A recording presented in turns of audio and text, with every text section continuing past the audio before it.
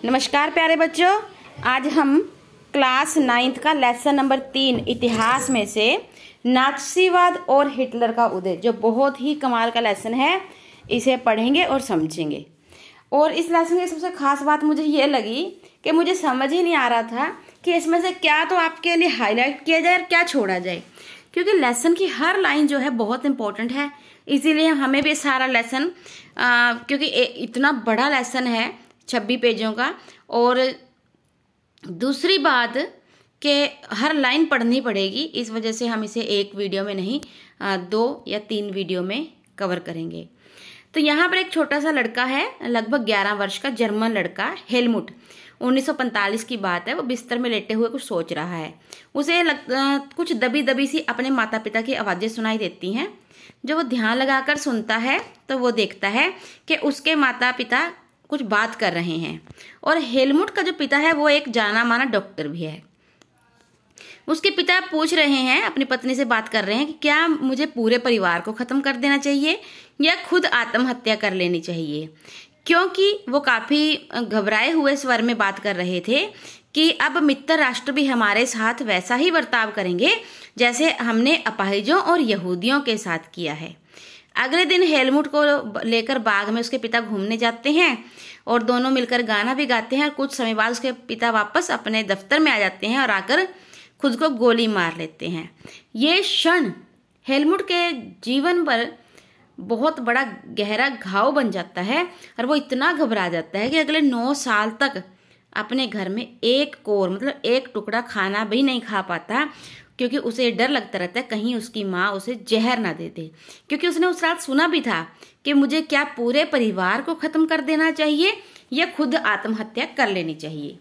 Helmut को शायद समझ नहीं आया था कि असल में बात हुई क्या। उसके पिता नात्सी थे। हम बात कर रहे हैं 1945 की। वे अडोल्फ हिटलर के कट्टर समर्थक थे, और आपने और कई लोगों ने सुना ही होगा कि नात्सी और उनका नेता हिटलर जर्मनी के एक जाने माने चेहरे रहे हैं। अब हिटलर जर्मनी को दुनिया की सबसे ताकतवर देश बनाने के लिए कटिबद्ध था, दृढ़ निश्चयी था। वो पूरे यूरोप को जीत लेना चाहता था। उसने बहुत सारे यहूदियों को मरवाया, अपाहिजों को मरवाया, पोलैंड वासियों को मरवाया।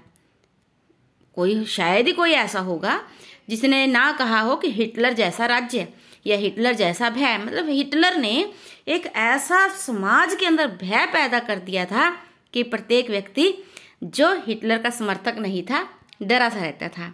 लेकिन स्थितियां बदल जाती हैं जब दूसरा विश्व युद्ध होता है। फिर जो हिटलर के समर्थक हैं वे डरे हुए हैं। असल में 1939 में जब दूसरा विश्व युद्ध शुरू होता है तो ये नए शब्दों में देखिए आप, मित्र राष्ट्र, एक तरफ मित्र राष्ट्र है जिसमें ब्रिटेन और फ्रांस है, बाद में रूस और अमेरिका भी उसमें मिल जाते हैं। दूसरी तरफ है धुरी शक्तियां जिसमें जर्मनी, इटली और जापान हैं। शुरू में तो धुरी शक्तियां जीत रही थी, लेकिन बाद में मित्र राष्ट्र जीत जाते हैं और जर्मनी जो है उसे भी आत्मसमर्पण करना पड़ता है जापान की तरह। अब हिटलर को अंदाजा हो गया था कि उसका क्या हश्र होने वाला है। इसीलिए हिटलर और उसके एक प्रचार मंत्री ग्योबल्स ने बर्लिन क्या है, जर्मनी की राजधानी के एक बंकर में, मतलब बड़े बड़े बंकर नहीं होते हैं जैसे पानी के लिए होते हैं या किसी भी लिक्विड के पदार्थ के लिए, पेट्रोल के बंकर होते हैं, उन बंकर में एक में खुद को अपने परिवार के साथ, और जो ग्योबल्स उन्होंने भी, और उन्होंने एक साथ अप्रैल में आत्महत्या कर ली थी। युद्ध खत्म होने के बाद न्यूरमबर्ग में एक अंतर्राष्ट्रीय सैनिक अदालत स्थापित की जाती है। देखिए यहाँ पर फिर एक छोटा सा पॉइंट बन गया, न्यूरमबर्ग में ही बैठकर इस युद्ध की जो क्षतिपूर्ति थी होती है, और वहीं पर अदालत बनती है जहाँ पर ये फैसले लिए जाते हैं कि अब जापान, जर्मनी और इटली के साथ क्या करना है। इस अदालत को शांति के विरुद्ध किए गए अपराधों, मानवता के खिलाफ किए गए अपराधों और युद्ध अपराधों के लिए नात्सी युद्धबंदियों पर मुकदमा चलाने का जिम्मा सौंपा गया। युद्ध के दौरान जर्मनी के व्यवहार और खासतौर इंसानियत के खिलाफ किए गए अपराधों ने बहुत सारे नैतिक सवाल खड़े कर दिए थे।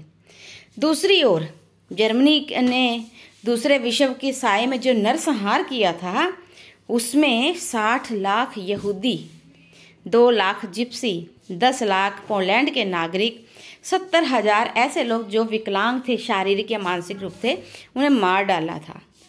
और हमने कहा शुरू में लेसन पढ़ा नात्सी और हिटलर का उदय। नात्सी शब्द जो है वो नात्सियोनाल शब्द से बनाया गया है, जर्मन भाषा के शब्द नात्सियोनाल। अब जो नात्सियोनाल है ये हिटलर की पार्टी का नाम है और उस पार्टी के लोगों को नात्सी कहा जाता था। अब हिटलर ने इतने लोगों को मारना, देखिए अगर हर रोज भी 5-7 मरे तो इतने लोग तो नहीं मारे जा सकते ना। तो हिटलर क्या करता था, उसने एक ओशविट्स कत्लखाना बनाया हुआ था जहां पर हजारों लोगों को एक साथ इकट्ठा करके फिर जहरीली गैस को छोड़ दिया जाता था, जिसके कारण वे सारे लोग मर जाते थे। अब न्यूरमबर्ग अदालत में केवल 11 मुख्य नात्सियों को ही मौत की सजा दी गई, बाकियों को उम्र कैद की सजा। अब जो हिटलर और उसकी पार्टी के लोगों ने किया था उसके मुकाबले में तो ये सजा कुछ भी नहीं थी, परंतु फिर भी मित्र राष्ट्रों ने पराजित जर्मनी पर ऐसा कठोर दंड नहीं थोपा जैसा पहले विश्व युद्ध के बाद थोपा था, ताकि अगली बार कोई हिटलर जैसा व्यक्ति या नात्सी पार्टी जैसी पार्टी ना उभरे। क्योंकि जरूरी नहीं है कि जिसने जितनी बर्बरता दिखाई हो उसे उतना ही बर्बर दंड दिया जाए। अब हम बैक में चलते हैं, हमारी स्टोरी बैक में चलती है, क्योंकि हमने क्या कहा कि अब नात्सियों को ऐसा दंड नहीं दिया गया जो पहले विश्व युद्ध के बाद दिया गया था। तो पहले विश्व युद्ध के बाद ऐसा क्या हुआ था, हम उसके बारे में देखते हैं। 20वीं सदी के शुरुआती सालों में जर्मनी एक ताकतवर साम्राज्य था, यानी कि 1900 से लग जाइए आप, 1900 से लेकर 1914 तक की बात करते हैं, और एक बहुत ताकतवर राष्ट्र था। ऑस्ट्रियाई साम्राज्य के साथ मिलकर मित्र राष्ट्र, जिसमें पहले भी इंग्लैंड, फ्रांस, रूस थे, जो उनके खिलाफ लड़ा था, और उसमें अमेरिका बाद में शामिल हुआ था। युद्ध लड़ा था ऑस्ट्रिया और जर्मनी ने, किसके खिलाफ? इंग्लैंड, फ्रांस और रूस के खिलाफ। दुनिया की सबसे बड़ी शक्तियां तो ये सोच रही थी कि ये युद्ध जल्दी खत्म हो जाएगा, इसीलिए सभी इसमें शामिल हो गए, परंतु ऐसा नहीं हुआ। और 1917 में जब अमेरिका मित्र राष्ट्रों में शामिल हो गया तो स्थितियां बिल्कुल ही बदलने लगी और मित्र राष्ट्र को बहुत ताकत मिली। और नवंबर 1918 में उन्होंने केंद्रीय शक्तियों को हराने के बाद, तब धुरी शक्तियां नहीं थी, तब क्या था? केंद्रीय शक्तियां थी। उन्हें हराने के बाद जर्मनी को भी घुटने टेकने के लिए मजबूर कर दिया। देखिए दूसरे विश्व युद्ध के समय क्या था, कौन से दो गुट थे? मित्र राष्ट्र और धुरी शक्तियां। जबकि पहले विश्व युद्ध के समय क्या था? मित्र राष्ट्र और केंद्रीय शक्तियां। अब साम्राज्यवादी जर्मनी की पराजय और सम्राट का अपने पद को छोड़ देने की वजह से एक नया ही जर्मन राजनीतिक व्यवस्था बनती है। वाइमर में एक राष्ट्रीय सभा की बैठक बुलाई जाती है और लोकतांत्रिक संविधान तैयार किया जाता है। जर्मन संसद, यानी कि जर्मनी की जो संसद है उसे राइक्सटाग कहा जाता है। वहां पर जनप्रतिनिधियों का चुनाव किया जाता है। औरतों सहित सभी वयस्क पुरुषों को समान और सार्वभौमिक मताधिकार दिए जाते हैं। बड़ी अच्छी बात है अगर ये फैसले लिए जाते हैं। परंतु जो वाइमर राष्ट्रीय सभा बनाई गई थी, वाइमर गणराज्य बनाया गया था, वो या तो ज्यादा देर टिक नहीं पा रहा था या उसे टिकने नहीं दिया जा रहा था। नया गणराज्य खुद जर्मनी के लोगों को रास नहीं आ रहा था। किसी भी युद्ध के बाद क्या होता है कि एक संधि होती है। अब जो पहला विश्व युद्ध हुआ तो पहले विश्व युद्ध के बाद भी संधि हुई, वर्साई की संधि हुई। अब संधि में हारने वाला देश और जीतने वाला देश दोनों को बैठना पड़ता है। और वर्साई की संधि में क्या हुआ, जर्मनी की तरफ से वाइमर गणराज्य को शामिल होना पड़ा, क्योंकि सम्राट तो पहले ही जा चुके थे। तो अब जो उन्होंने शर्तें थोपनी थी वो सारी की सारी वाइमर गणराज्य को साइन करनी पड़ी। वाइमर गणराज्य को वो अपमानजनक और कठोर संधि पर साइन तो करने पड़े, लेकिन कर भी क्या सकते थे, लेकिन जर्मनी के लोग इसे साइन नहीं कर पा रहे थे कि क्यों साइन करे। अगर साइन नहीं करते तो युद्ध कैसे खत्म होता। इस संधि की वजह से जर्मनी को अपने सारे उपनिवेश, मतलब जिन जिन देशों को उसने गुलाम बनाया था, तकरीबन 10% आबादी, 13% भूभाग, 75% लौह भंडार, 26% कोयला भंडार फ्रांस, पोलैंड, डेनमार्क, लिथुआनिया को देने पड़े। जर्मनी की रही सही ताकत तब खत्म हो गई जब मित्र राष्ट्रों ने उसकी सेना भी खत्म कर दी और उनके जितनी भी तबाही हुई थी युद्ध अपराध बोध अनुच्छेद को लागू करके सारी तबाही का जिम्मेवार भी जर्मनी को ठहरा दिया और 6 अरब पाउंड का जुर्माना जर्मनी पर लगा दिया। देखिए जितना कुछ जर्मनी के पास था वो सारा कुछ छीन लिया, तो अब पैसे या कुछ भी संपत्ति तो नहीं बची ना, लेकिन अब जर्मनी वो सारा कर्जा कैसे उतारे। खनिज संसाधनों वाले राइनलैंड पर भी 20 के दशक में ज़्यादातर मित्र राष्ट्रों का ही कब्जा रहा। ऐसे में जब जबरदस्ती मित्र राष्ट्रों ने जर्मनी का सब कुछ छीन लिया तो जर्मनी के लोग उन्हें ज़्यादा जिम्मेवार ना ठहराकर वाइमर गणराज्य को जिम्मेवार ठहरा रहे हैं, भी आप लोग साइन करके आए थे तो इसीलिए आपकी गलती है। अब युद्ध का असर क्या होना शुरू हुआ। अब यूरोप जो था पहले वो कर्ज देने वाला महाद्वीप कहलाता था, धीरे धीरे कि इस युद्ध की वजह से वो कर्जदार हो गया और वो कर्जदारों का महाद्वीप बन गया। विडंबना तो ये हुई कि इन अपराधों का हर्जाना मतलब सारा दंड का भुगतान वो वाइमर के ऊपर डाल दिया गया कि आप भुगतान करेंगे इस पूरे युद्ध का, इस सारे जो भी खर्चा हुआ उसका। हर्जाना चुकाने की वजह से जो अब वाइमर गणराज्य है और जर्मनी है उसकी स्थिति बिल्कुल खराब हो जाती है। समाजवादी, कैथोलिक और डेमोक्रेटिक खेमे जो उस समय वाइमर गणराज्य के खिलाफ थे वे भी खड़े हो जाते हैं। रूढ़िवादी पुरातनपंथी राष्ट्रवादी मिथकों की आड़ में उन्होंने वाइमर गणराज्य पर तरह तरह के हमले किए और वाइमर गणराज्य को नवंबर का अपराधी, क्योंकि उन्होंने साइन किए थे नवंबर में, तो उन्होंने नवंबर का अपराधी कहकर उनका खुलेआम मजाक उड़ाया। पहले तो खुद ही एक सरकार बनाई जिसे सबने चुना और बाद में उसी को दोषी ठहरा दिया। अब राजनेता और प्रचारक इस बात पर जोर देने लगे कि जो पुरुष होते हैं वो आक्रामक, ताकतवर और मर्दाना गुणों वाले होने चाहिए, लेकिन वाइमर गणराज्य ने तो सब कुछ खो दिया। उन्होंने खंदकों की जिंदगी का महिमा मंडन करना शुरू कर दिया। खंदक वे लोग हैं जो बड़े बड़े खड्डे, युद्ध के मोर्चे पर सैनिक छिपने के लिए खड्डे बना लेते थे और वहीं पर रहकर अपना जीवन बिताते थे, तो ऐसे लोगों को खंदक कहा जाता था।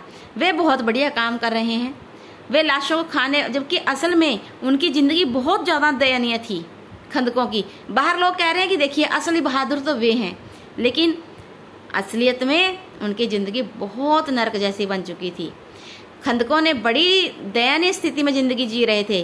लाशों को खाने वाले चूहे से घिरे रहते थे। जहरीली गैस और दुश्मनों की गोलाबारी का बहादुरी से सामना करते हुए अपने साथियों को पल पल मरते हुए देख रहे थे। सार्वजनिक जीवन में आक्रामक फौजी प्रचार और राष्ट्रीय सम्मान और प्रतिष्ठा की चाह में सामने बाकी सारी चीज़ें जो थी वो छोटी लगती थी। फिर आते हैं रेडिकल्स। जिस समय वाइमर गणराज्य की स्थापना हुई, रूस में भी बोल्शेविक क्रांति की तर्ज पर जर्मनी में एक स्पार्टकिस्ट लीग अपने क्रांतिकारी विद्रोह की योजना को अंजाम दे रही थी। उन्होंने बहुत सारे शहरों में मजदूर और नाविकों की सोवियत बनाई। सोवियत मतलब उनकी ग्रुप बनाए उनके। बर्लिन के राजनीतिक माहौल में सोवियत किस्म की शासन व्यवस्था के हिमायत के नारे गूंजने लगे कि जो सोवियत संघ में या सोवियत किस्म की जो शासन व्यवस्था है वो बहुत बढ़िया है, यानी कि समाजवाद बहुत बढ़िया है। समाजवादी, डेमोक्रेटिक और कैथोलिक गुटों ने वाइमर को इकट्ठा होकर इस प्रकार के शासन व्यवस्था के विरोध में लोकतांत्रिक गणराज्य की स्थापना का फैसला किया। आखिरकार वाइमर गणराज्य ने पुराने सैनिकों के फ्री कोर नामक संगठन की मदद से इस विद्रोह को कुचल दिया। मतलब जो विद्रोह समाजवादियों ने, डेमोक्रेट्स ने और कैथोलिकों ने किया था उसे वाइमर गणराज्य ने कुचल दिया। अब उसके बाद स्पार्टकिस्टों ने जर्मनी में कम्युनिस्ट पार्टी की स्थापना की। कम्युनिस्ट पार्टी और समाजवादी एक दूसरे के कट्टर दुश्मन हो गए। कम्युनिस्ट मतलब साम्यवादी हिटलर के खिलाफ कभी साझा मोर्चा तक नहीं खोल सके, इतने कमजोर हो गए। अब राजनीतिक रेडिकल विचारधाराओं को 1923 के आर्थिक संकट की ओर बल मिला। जर्मनी जो था कर्ज के तले दब गया, उसे सोना चुकाकर, अब देखिए उनकी जर्मनी के पास सोने के भंडार भी थे, उन्हें सोना दे देकर अपना कर्जा उतारना पड़ रहा था। और आखिरकार जब 1923 में जर्मनी ने कर्जे के और हर्जाने को चुकाने से मना कर दिया तो फ्रांसीसियों ने उनके औद्योगिक इलाके रूर पर कब्जा कर लिया। यहाँ पर देखो औद्योगिक इलाके का नाम आ सकता है ना, तो रूर। यह जर्मनी के विशाल कोयला भंडारों वाला इलाका था। जर्मनी के फ्रांस के विरुद्ध निष्क्रिय प्रतिरोध के रूप में बड़े पैमाने पर कागजी मुद्रा छापना शुरू कर दिया। अब जर्मनी ने क्या किया, अपने घर पर ही बिना किसी की परमिशन के नोट छापने शुरू कर दिए। जर्मनी सरकार ने इतनी बड़ी मात्रा में मुद्रा छाप दी और उसका नाम मार्क था। जैसे हमारे देश में, हमारे देश की जो करेंसी है उसे रुपया कहा जाता है, भारतीय रुपया कहा जाता है, तो जर्मनी की करेंसी को उस समय मार्क कहा जाता था। अब देखिए, अगर कोई अपने घर पर बिना किसी परमिशन के नोट छापेगा तो क्या होगा, उसका मूल्य गिर जाएगा।